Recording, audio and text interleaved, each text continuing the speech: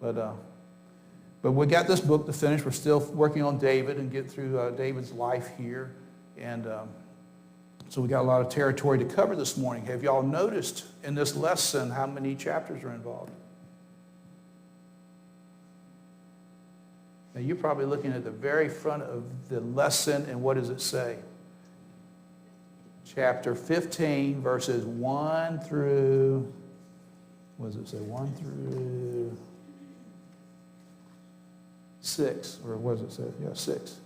But it actually covers more than that, this whole lesson. As you're going through the lesson, you'll see it actually covers from chapter 15 to chapter 18. It covers quite a bit of territory here in this particular lesson. But we will, Lord willing, we'll get through this lesson and those many chapters, get through all of that. And that's the plan here. So let's move this over. So dare to be meek. Dare to be meek. So if you're going to look here, we're going to be at 2 Samuel chapter 15 we'll start, but of course it'll be at different parts, 15 through 18 as we go through there. So before I go further than that, what does it mean to be meek? I mean, I'm going to put up here for you in a second a definition, but I want to know what you think, what's your thought process on what does it mean to be meek? Yes, sister. Humble, okay, humble. Anything else stand out? Contrite spirit. Okay. Anything else? Not boastful. Okay, not boastful.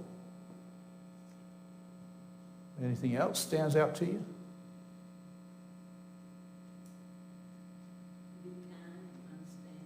Be kind, understanding. Okay.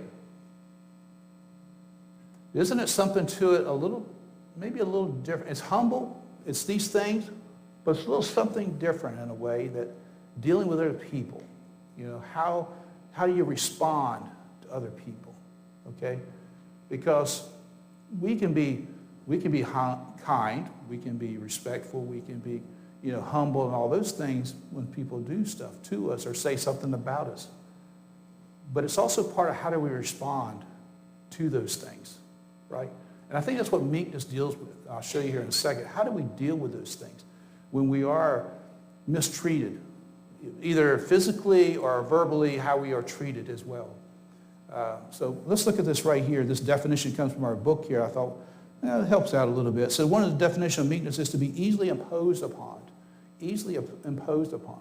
And I know, we apologize. We're going to change this camera thing out someday, Lord willing, and get a better view so you won't see this, what you're looking at now. Hopefully it comes in better, Lord willing. But this thing about meekness is when somebody does something wrong to you, says something wrong to you, does something to you, how do you respond back to that? So how in David's life, who was a leader, a king of the time, how he responded to the situation that took place. And if you see here, it says while no one likes to be imposed upon at times, that is the proper response for the more mature Christian in a giving situation. Romans chapter 12, verses 9 through 10. You see it up there. You see what it says. But the last part, be kindly affectioned one to another with brotherly love in honor, preferring one another. Isn't it so easy when somebody says something wrong to you or does something wrong to you? What is your first reaction could be naturally? React to that. In what kind of action? What kind of reaction to that? What is it? Get even. Get back at them. Strike back, verbally, if not physically, or whatever. But even among Christians, we can be offended by one another at times. And how do we react to that? How do we respond? Anger. And it shouldn't be that way. Because Paul wrote that, let love be without dissimulation. What does that mean, without dissimulation?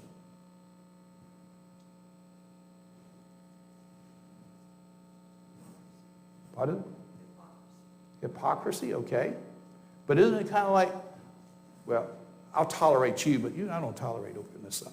Your side, I ain't going to tolerate. But I'll tolerate y'all. Y'all say something bad about me. Okay, it's okay. You say something bad about me, I don't like it. You're separating on how you treat people, is the way I see that. You're saying you're loved, but I love you, but I don't love you, but this way. Pardon? Hypocrisy. It is. You say you love everybody, but I really don't love everybody. So let love be without dissimulation. Abhor that which is evil. Cleave to that which is good. Be kindly affectioned where? One to another. With brotherly love, in honor, preferring one another. In honor, preferring one another. Not like, what's today's attitude about things? Me first, right? It's about me. My world, I'm important, you're not. So the crisis here. So if you turn to 2 Samuel, if you're not there yet, in chapter 15, we'll pick up on 15. Of course, we'll be in this. So let's turn there. And I'm going to read this, but let's go to chapter 15. We're not going to read the whole 4 chapters. No way how we get done reading all this, but you just got to get this foundation of this. And it came to pass after this that Absalom prepared him chariots and horses and 50 men to run before him. And Absalom rose up early and stood beside the way of the gate. And it was so that when any man that had a controversy came to the king for judgment, then Absalom called unto him and said, Of what city art thou? And he said, Thy servant is of one of the tribes of Israel. And Absalom said unto him, See, thy matters are good and right, but there is no man deputed of the king to hear thee. And Absalom said moreover, Oh, that I were made to judge of the land, that every man which hath any suit or cause might come unto me, and I would do him justice. And it was so that when any man came nigh to him to do obeisance, he put forth his hand and took him and kissed him. And on this manner did Absalom to all Israel that came to the king for judgment. So Absalom stole the hearts of the men of Israel. We'll stop right there. What was Absalom doing? Now, Absalom had been gone for about 3 years. Okay, that's what it says here. And it came to after this. In other words, after this is when Absalom was able to come back to king. He wasn't, he didn't come before the king, Because why? What did Absalom do? What did Absalom have done? Good politician, but what had he done 3 years earlier? Killed his half-brother, didn't he? Ammon, had him killed. And he fled, and he stayed in another town. So he poked at Joab and got Joab to, hey, I need to go see the king. I want to go back and see the king. Not that he wants to be friends with the king. He wants to overthrow the king. We see it as it develops. So with this, he comes back there, and he puts on doing what at Jerusalem? He's being a politician, in a sense. Going to the gate, you got an issue? You need a judge. If I was the judge, I would help you out. I could do this, The king's a busy guy. He doesn't have time for you, whatever. He's being a politician, trying to do what? Like it says here. What does it say in verse 6? And on this manner did Absalom to all Israel came to the king for judgment. So Absalom stole the hearts of the men of Israel. Stole their hearts doing this. Appealed to them. Back to this bullet here, this part of this page. David had won many great victories. He was a man after God's own heart, and now Satan was trying to undermine what God had ordained in chapter 2, verses 15 through 1 through 17. God allowed this as part of David's reaping the consequences of the sin. The sin of what? What was the sin? Taking Bathsheba, having her husband killed, right? As well, all that. So Absalom challenged David. So Absalom is challenging David in this manner. You see this. Now, how is he doing it? Now, I'm going to go to parts of it, but the passage we just read there, how is Absalom challenging David? I know Sunday morning, and I ask questions, and you don't have a cup of coffee in front of you. I understand. It's open book. He's really challenging his integrity in that he's putting him down. I'll take care of you. My dad doesn't have time for you. Good point. And he is. The king's kind of busy. He doesn't say that, but it's about what he's saying. And people come for judgment. They always came to the king for the matters that were seemingly important. They come for judgment to the king. And, I'm here. If you had a judge, I could be your judge, if you want. I could step in for you and do stuff for you, And he did what? In doing that, he's challenging. And also, if you noticed in verse 5, and it was so that when any man came nigh to him to do what? Obeisance. What does that mean? Bow down. He put forth his hand and took him and kissed him. These people would come and bow before what? To Absalom. Okay? He is a son of a king, but they still came to pay him honor like that. And he's accepting that honor, is what he's doing. Absalom works to win the people's trust. I put these together as little short bullets because there's a lot of information here, a lot of these 4 chapters. So I kind of bulletized some things for myself to help us as well. But Absalom works to win the people's trust. We just read that chapter 15, verses 1 through 6. Absalom goes to Hebron. We'll see that in a second. And Absalom takes 200 men to Jerusalem to take over Jerusalem. So Absalom has gone and is winning the people over. And now he goes to, we'll go down to verse 7. And it came to pass after 40 years that Absalom said unto the king, I pray thee, let me go and pay my vow, which I have vowed unto the Lord in Hebron. For thy servant vowed a vow, which I took abode at Geshur. And he'd been in Geshur for like 3 years. That's where he'd been. In Syria, saying, if the Lord shall bring me again indeed to Jerusalem, then I will serve the Lord. And the king said unto him, go in peace. So he arose and went to Hebron. So he goes from Jerusalem, he goes down to Hebron. Okay. Now, what's significant about Hebron? Anybody know? That's right. Where David first reigned for the first 7 years of David's reign was in Hebron. Remember that. So he goes, let me go back to Hebron, if you don't mind, dear dads, my king. Let me go down there, if you don't mind. I made a vow, and I want to go back there. So David allows him to go back, okay? But he's scheming a plan. All this time, he's scheming a plan here. If you see there in verse, we'll move down a little bit here. But Absalom, in verse 10, sent spies throughout the tribes of Israel, saying, as soon as ye hear the sound of the trumpet, then ye shall say, Absalom reigneth in Hebron. He sends people out throughout the land. As soon as they hear this trumpet, you're to shout, no matter what town you're in, wherever you're at, to shout that Absalom is in charge. Absalom's the king. He reigns now. Trying to overcome his father, King David. But in verse 10, you see it, and Absalom, we'll go down to verse 11. And with Absalom went 200 men of Jerusalem that were called, and they went in their simplicity, and they knew not anything. They didn't know what Absalom's plan was. They were following him. They were soldiers going with him. 200 men. And Absalom sent for, now I must try to say this guy's name. I thought about it, tried it a few times. Ahithophel, the Gileonite, David's counselor, from his city, even for Gilead, while he offered sacrifices. And the conspiracy was strong, for the people increased continually with Absalom. Now let me stop there. Even though I couldn't pronounce the counselor's name very well, but he was a close friend. He was a friend to David. He was a counselor to David, this gentleman here, Ahithophel. But he served David while David was king. He was a counselor to him.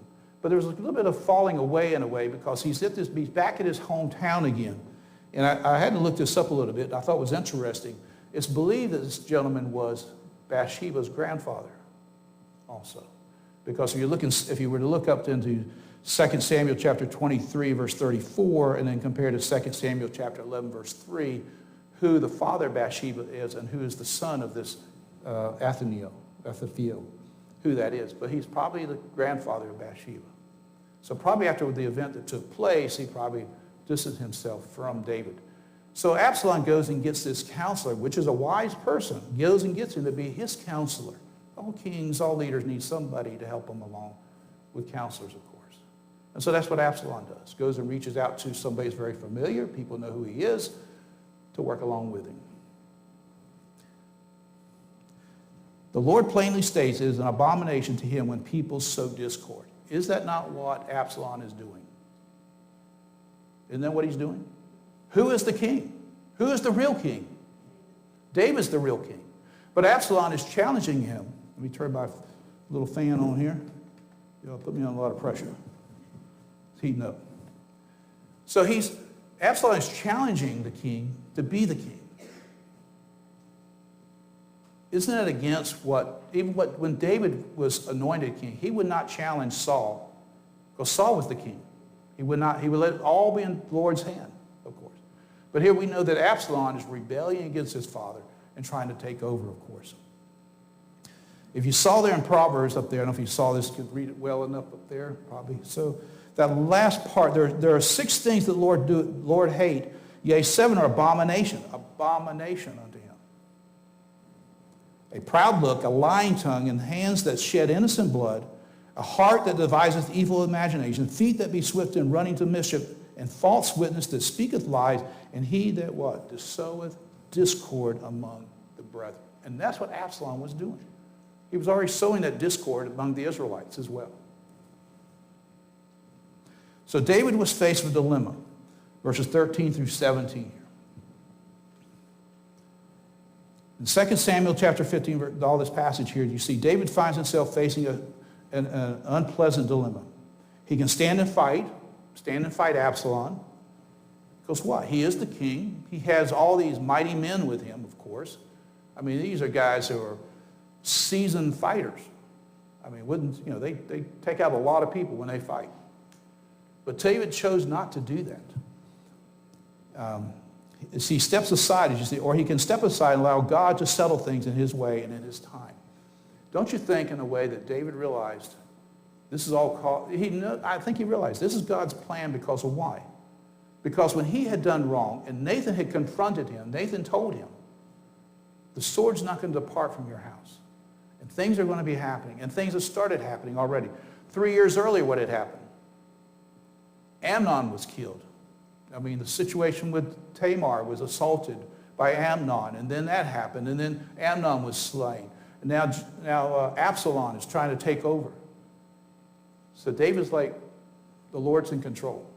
I just got to follow the Lord's direction on this. Instead of fighting, he could have stood up and fought him if he thought he would win with this. But this is God's plan to take place. Thinking about here is about this thing about meekness. About being meek is also, we thought about meek. David had the power to do what he wanted to do, right? He had a wealth of power in so many ways, right? Being a leader, being a king.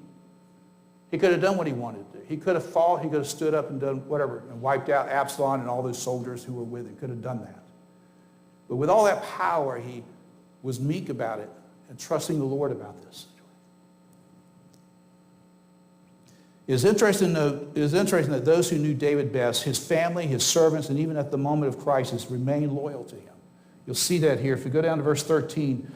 And there came a messenger to David saying, the hearts of the men of Israel are after Absalom. And David said unto all his servants that were with him at Jerusalem, arise and let us flee, for we shall not escape from Absalom. Make speed to depart, lest he overtake us suddenly and bring evil upon us and smite the city, my Bible, the city with the edge of the sword. And the king's servants said unto David, behold, thy servants are ready to do whatsoever my lord the king shall appoint. They were still standing with him. They were still standing with David. And the king went forth and all his household after him, and the king left 10 women which were concubines to keep the house. And the king went forth and all the people after him and tarried in this place that was afar off. And all his servants passed on beside him, and all the Cherethites and the Pelethites and all the Gitthites, 600 men which came after him from Gath passed on before the king. So he leaves Jerusalem. He could have stood and fought, but he chose not to do so, leaving in the Lord's hands. But also, the thing is that his servants went with him, his family members, the other family members with him, they went with him to go with him to deal with this crisis. They could have said, hey, we don't want to get involved. We're going to stay here in Jerusalem. But they didn't do that. The Bible shows 2 examples of those who faced a dilemma, of course, which were the right, but who responded with meekness. Okay, so Abram. So Abram, if you haven't, in chapter Genesis, that's where I got this one. Genesis chapter 13, verses 7 through 9. And Abram, and these are, of course, our Lord Jesus Christ, of course, as well. We'll talk about here in a second. But Abram as well dealt with a situation. There was in Genesis chapter 13, and there was a strife between the herdmen of Abram's cattle and the herdmen of Lot's cattle, and the Canaanite and the Perizzites dwell then in the land. And Abram said unto Lot, Lot, let there be no strife, I pray thee, between me and thee, and between my herdmen and thy herdmen, for we be brethren. Is not the whole land before thee? Separate thyself, I pray thee, from me. If thou wilt take the left hand, then I will go to the right. Or if thou depart to the right hand, then I will go to the left. Now that's with Abram talking to Lot. Was not Abraham a very wealthy man, a very strong man, a very powerful man at that, to his nephew? But he did what?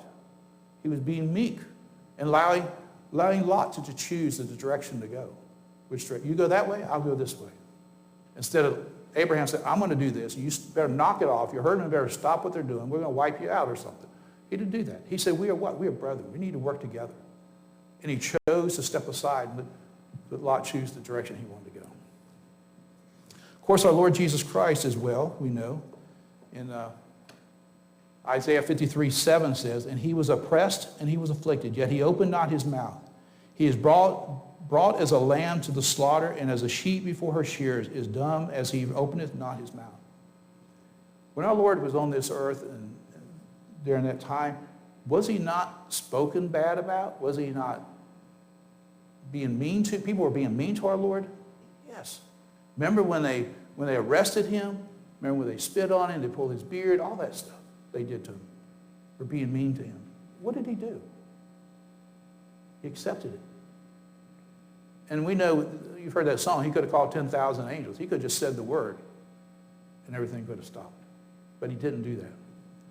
And second was this 1 Peter chapter 2. For even hereunto were ye called, because Christ also suffered for us, leaving us an example that ye should follow his steps.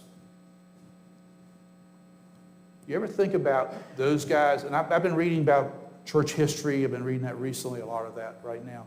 And about those martyrs who were martyred for the faith, for translating the Bible, for being translators and all that, what they dealt with.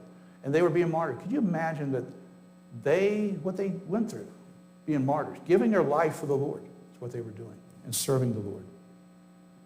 Because he says here in 1 Peter chapter, like I just read, for even hereunto were you called, because Christ also suffered for us, leaving us an example that you should follow his steps, who did no sin, neither was guile found in his mouth, who when he was reviled not again, and when he suffered, he threatened not, but committed himself to him that judges righteously. Talking about meekness. The conflict. Chapter 16, we'll jump over there. As you see here, David is leaving Jerusalem, and Absalom is coming in to take his throne. And on the way, interesting, and in this chapter here, there's two main guys that come across David's path. One is Ziba, and one is Shema. Now, Ziba encourages him. Ziba brings food and provisions for him.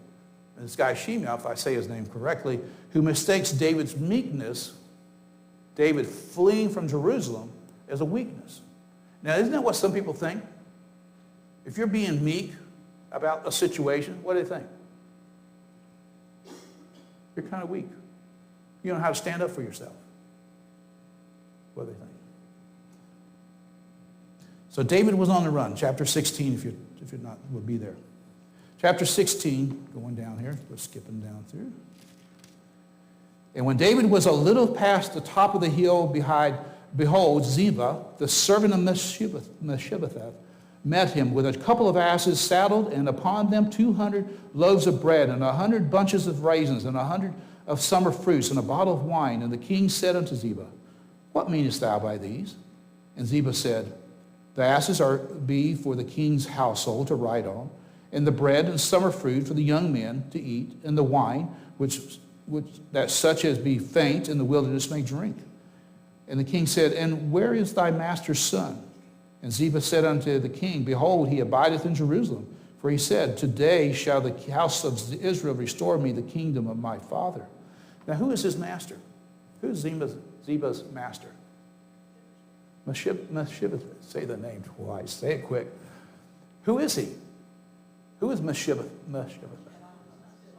Son of Jonathan. Descendant of Saul. He's the son of Jonathan. Remember that? And he was lame on his feet, remember? Then said the king to Ziba, behold, thine are all that pertain, hold that thine that are pertain unto Mephibosheth. And Ziba said, I humbly beseech thee that I may find grace in thy sight, my lord, O king. Mephibosheth chose to what? Stay in Jerusalem and said, hey, David's out, now I may be getting the kingdom back again. may come back to me. But my grandfather was in charge, Saul, and it may come back to me. And what did David say to Ziba here? All that Mephibosheth is going to end up being yours. Can you imagine this? You can only imagine the generosity of Ziba coming along and bringing these provisions to him, leaving Jerusalem and helping him out. So the next one is the foe, is Shema. Had been loyal to Saul, had nothing but contempt for David. With David seemingly fleeing for his life, Shema finally felt free to speak his mind. Now let's turn there, if you're not there, chapter 16, verse 5 through 14. We'll try to zip through this a little bit faster. And when King David came to Bahurim, behold, there came out a man of the family of the house of Saul, whose name was Shema, the son of Gera. He came forth and cursed still as he came. Can you imagine this guy coming out and seeing King David and his household and all them fleeing? He coming out cursing them, cursing all of them. And it came to pass, and he cast stones at David and at all the servants of the king, David, and all the people, and all the mighty men were on his right hand and on his left. I can't fathom this guy coming out against the king, throwing stones, cursing one thing, but throwing stones not just at the king, but at the household and against his mighty guys who are right there with him. These guys are ruthless killers. I mean, they were tempted, and you'll see that here in a second. They were going to protect King David no matter what. And it wouldn't be hard for them to just get rid of this guy. But you see what happens here. He cast stones at David and all the servants, and go down here, he says, in verse 7, and thus said Shema when he cursed, come out, thou bloody man, and thou man of Belial. The Lord hath returned upon thee all the blood of the house of Saul, in whose stead thou hast reigned, and the Lord hath delivered the kingdom into the hand of Absalom thy son. And behold, thou art taken in thy mischief, because thou art a bloody man. Then said Abishai, the son of Zechariah, unto the king, why should this dead dog curse my lord the king? Let me go over, I pray thee, and take off his head. One of David's guys says, let me go over and I'll take care of this situation real quick. And David said to Abishai and to all his servants, behold, my son, which came forth out of my bowels, seeketh my life. How much more now may this Benjamite do it? Let him alone, and let him curse, for the Lord hath bidden him. It may be that the Lord will look on my affliction, and that the Lord will requite my good for his cursing this day. And as David and his men went by the way, Shimei went along on the hillside over against him, and cursed as he went, and threw stones at them, and cast dust. And the king and all the people that were with him came weary and refreshed themselves there. Do you picture this situation here? This guy Shimei doing all he's doing, cursing for one thing, but throwing stones at David and all of them. And they're being pelted with these stones and still moving along. And David's doing what? Moving along, keeping his men under control. Let's just keep moving on. It's all in the Lord's hand. If my son's revolting against me, this Benjamin as well is revolting against me as well. That takes a lot. It takes a lot of restraint. Because like I said earlier, when something happens to one of us, what do? What's our natural inclination? What are we going to do? We want to strike back, say something back, or, whatever. Just what we want to do. But think of the constraint, and that's part of this meekness, is the restraint of this power that he has in not doing anything about this. Absalom was on his throne, verses 15 through 17. It goes further than that, of course. And as David left the town, Absalom took his throne. Absalom felt as if his plans had come perfectly to fruition. He had surely arrived. In the first half of chapter 7, we see the beginning of God's response to David's meekness. Absalom knew he would never be secure on his throne while David was still alive. So he had to come up, what am I going to do? If David's still alive, this might still be a challenge to me being on the throne to think about. So Absalom and Hushai the Archite meet. So look at verses, chapter 16 down to verse 15. And Absalom and all the people of the men of Israel came to Jerusalem, and Ahithophel with him. That's that counselor. Remember that guy that used to be David's friend. And it came to pass when Hushai the Archite David's friend, was coming to Absalom, that Hushai said unto Absalom, God save the king, God save the king. And Absalom said to Hushai, is this this kindness to thy friend? Why wentest thou not with the friend? Now, why is he here? I skipped those passages here, but why is he here with Absalom? If he's David's friend, why is he here with Absalom? Anybody know? If you've read this passage earlier, you might have seen that. Why is he there?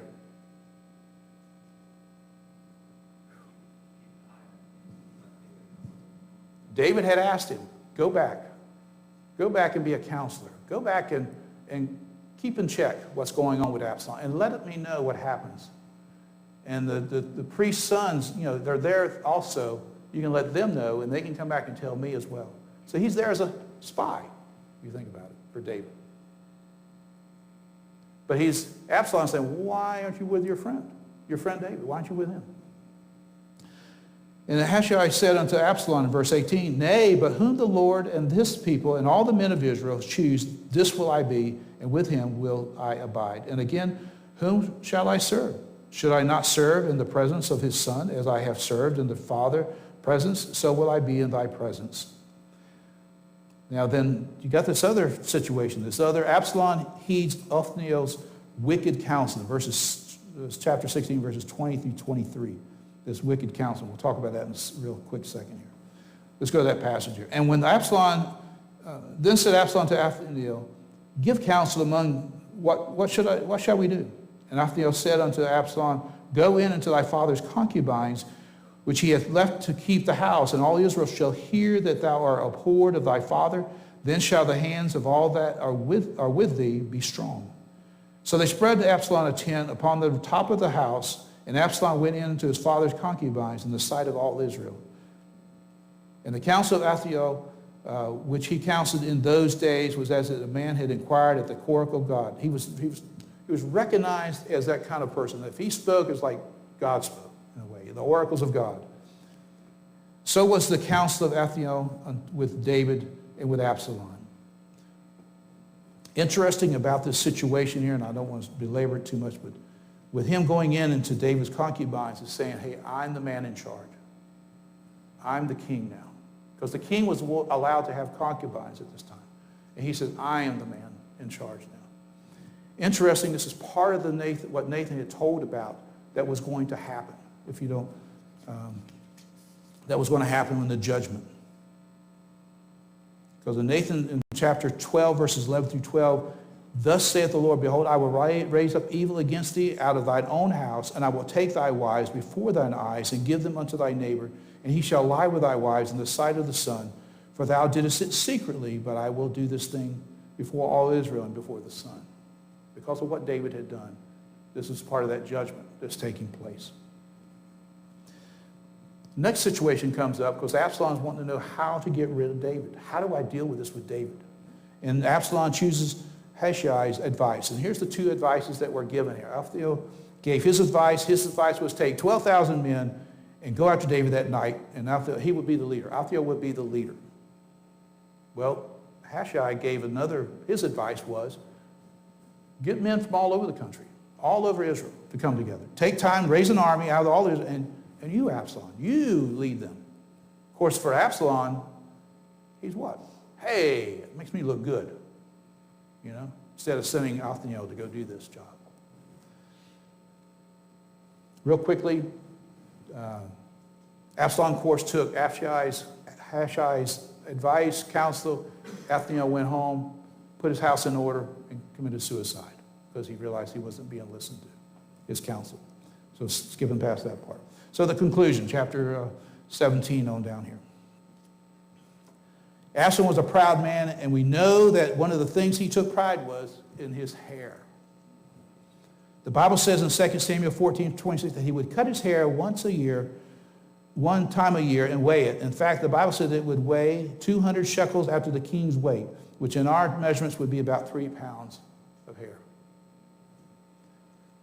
There's a solemn warning in the passage because the very thing that Absalom idolized ultimately brought to his destruction. So chapter 17, moving on down. where I want to go is here. Well, we'll go to chapter. We're skipping a lot here. We've got a lot of territory in a short period of time to get to. Go down to verse 8, chapter 18. Chapter 18 and verse 1. And David numbered the people that were with him, and had set his captains of thousands and captains of hundreds over them. And David set forth a third part of the people under the hand of Joab, and a third part under the hand of Abishai, the son of Zechariah. Remember Abishai was going to do what? He was the one who was going to go after Shimei and take his head off. And Joab's brother. And a third part under the hand of Ittai, the Gittite. And the king said unto the people, I will surely go forth with you myself also. But the people answered, Thou shalt not go forth. For if we flee away, they will not care for us. Neither if half of us die, they will not care for us. But now thou art worth 10,000 of us. Therefore now it is better that thou succor us out of the city. And the king said unto them, What seemeth you best, I will do. And the king stood by the gate side, and all the people came out by hundreds and by thousands. And the king commanded Joab and Abishai and Ittai, saying, now he's commanding his leaders here, which are other people standing there as well, to do this. Deal gently for my sake with the young man, even with Absalom. All the people heard when the king gave all the captains charge concerning Absalom. He didn't call them off in a little separate room and just told them three guys what to do. He told them there, and everybody else around there heard what he said. What did he tell them to do? What did he tell these guys to do? Not to harm Absalom. And their mindset, their leaders, like, they're going to go out and fight this battle against Absalom. Like, it seems kind of odd not to get rid of the guy who's causing all these problems, okay? But they were told not to by David, not to do so. Verse 8, and so the people went out into the field against Israel in verse 6, and the battle was in the woods of Ephraim, where the people of Israel were slain before the servants of David. Can you imagine this? This is a civil war just about taking place.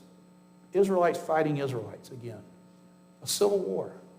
Those Israelites who are following Absalom, fighting against David and his men, is taking place here. For the battle was very, let's see, where was that? And there was a great slaughter in that day, 20,000 men. And the battle was there, scattered over the face of the country, and the wood devoured more people that day than the sword devoured. And Absalom met the servants of David, and Absalom rode upon a mule, and the mule went under the thick boughs of a great oak, and his head got caught hold of the oak, and he was taken up between the heaven and the earth, and the mule that was under him went away. And a certain man saw it and told Joab, and said, Behold, I saw Absalom hang in an oak. And Joab said unto the man that told him, And behold, thou sawest him, and why didst thou not smite him there to the ground? And I would have given thee 10 shekels of silver and a girdle. And the man said unto Joab, interesting what he said to him. What Joab had already knew, and they all knew, though I should receive 10,000 shekels of silver in my hand, yet would I not put forth my hand against the king's son, for in our hearing of the king's charge, thee and Abishai and Ittai, saying, Beware that none touch the young man Absalom. Otherwise I should have wrought falsehood against mine own life, for there is no matter hid from the king, and thou thyself wouldst have set thyself against me. Now this young guy said, if I had done it, you would have come after me. You would have killed me for it, because I heard the same thing you all heard, the same thing. So of course we know Joab goes and he throws three darts into Absalom's heart, and his men throw spears at him, and they take Absalom's body and they bury it, get rid of it. What did they do? They violated what David said to do. David said, don't hurt him. And Joab was the guy who did it. So David is on the throne. We'll go down here, and what happens later is that, we can jump down here, verse 19. And then Amaziah, the son of Zadok, let me now run and bear the king tidings that the Lord has avenged him of his enemies. And Joab said unto him, Thou shalt not bear tidings this day, but thou shalt bear tidings another day. But this day thou shalt bear no tidings, because the king's son is dead. Then said Joab to Cushai, Go tell the king what thou hast seen. And Cushai bowed himself unto Joab and ran, and then said Amasa, the son of Zodak, yet again to Joab, but however, let me, I pray thee, also run after Cushai. And Joab said, wherefore wilt thou run, my son, seeing that thou hast no tidings ready? But howsoever said he, let me run. And he said unto him, run. Now what you're going to see here, what happens, Joab says, you don't have any tidings. Because he doesn't want this guy to go tell what he knows, right? What happened. Joab wants to send his own guy, Cushai. So he sends Cushai ahead. This guy, Amaziah, says, well, let me also go run and tell the king. So Joab said, okay, go ahead and run. The other guy's ahead of him. I think that's what he's thinking. And so in verse 23, but howsoever, said he, let me run. And he said unto him, run. Then Amaziah ran by the way of the plain and overran Cushai. And David sat between the two gates, and the watchman went up to the roof over the gate unto the wall, and lifted up his eyes and looked, and behold, a man running. Amaziah gets there, but Cushai shows up, and Cushai tells him what had happened, that his son is dead. Absalom is dead. Down to verse, let's move this over out my way. Verse 32. Well, let's go down to verse 29. And the king said, is the young man Absalom safe? And Amaziah answered, when Joab sent the king's servant and me, thy servant, I saw a great tumult, but I knew not what it was. And the king said unto him, turn aside and stand here. And he turned aside and stood still. And behold, Cushai came, and Cushai said, tidings, my lord the king, for the Lord hath avenged thee this day of all them that rose up against thee. And the king said unto Cushai, is the young man Absalom safe? Now he doesn't ask about a lot of other things, but the key thing he asks about is his son Absalom. And the king, is Absalom safe? And Cushai answered, the enemies of my lord the king and all that rise against thee to do thee hurt be as that young man is. And the king was much moved and went up to the chamber over the gate and wept. And as he went, thus he said, oh, my son Absalom, my son Absalom, would God I had died for thee. And oh, Absalom, my son, my son.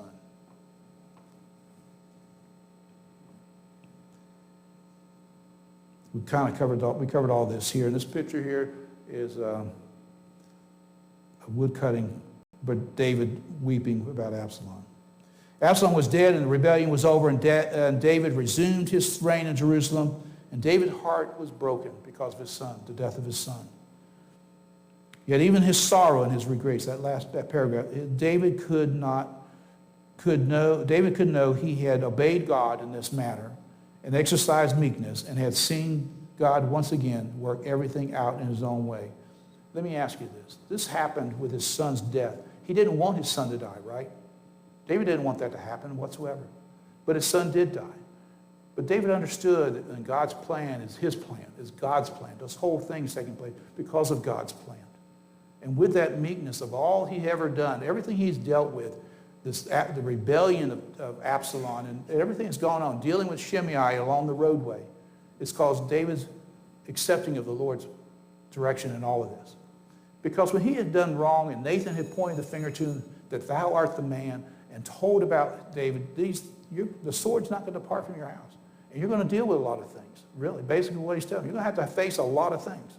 And David's facing a lot of things. But how he faces it is with this meekness and following the Lord's leading in all of this. Sure, he's hurt. He's definitely hurt because the death of his son. He didn't want that to happen. But it was in God's plan. That was the way it's going to happen there. Any comments, any questions? I barely got through this, trying to get through this. There's a lot of chapters we just covered this morning.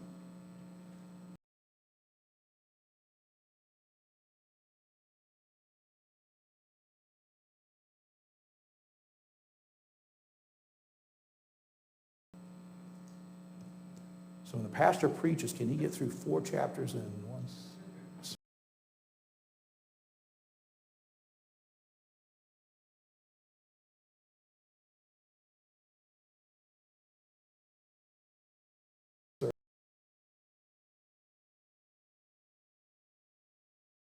service. We had a devotion yesterday, a devotion. I'm not going to tell you how long a devotion is, but any comments, any questions? All right, Lord willing, we got two more lessons, one more lesson. The next lesson is about Solomon. And then we got one after that. Like I said, if you want a copy of for the next series that's right here in the front for Job, the book of Job, we'll be dealing with in about 3 weeks. We'll be covering that. All right, let's go, Lord, in prayer, and we'll be dismissed. Dear Heavenly Father, dear Lord, thank you for taking care of us. Thank you, Lord, for your goodness in our lives, and we're able to come to your house. And thank you for Sunday school, Lord, and able to study and to learn from your word, to learn something that would help us in our lives and how to be meek and how to be